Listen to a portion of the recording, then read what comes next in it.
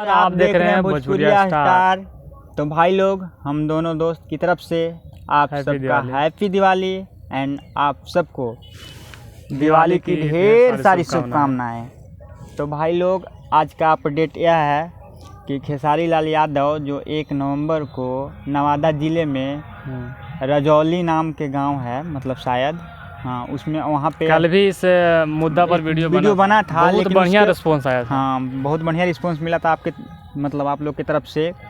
तो आज मतलब कल फुल डिटेल्स नहीं बताए थे, आज पूरा जानकारी देंगे आपको इस वीडियो में।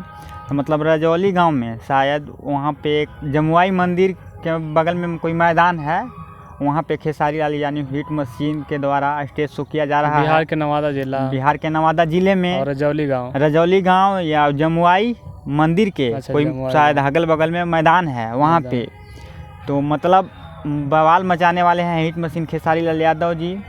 तो जाइए और ढेर सारा प्यार दीजिए हिट मशीन खेसारी लाल यादव जी को, और मतलब वहाँ जाकर शामिल जरूर होइए भाई लोग, और खूब सारा प्यार दीजिए। हिट मशीन का बात है, पहुँच जाएंगे सब लोग, मतलब गर्दा उड़ जाएगा इस बार 1 नवंबर को।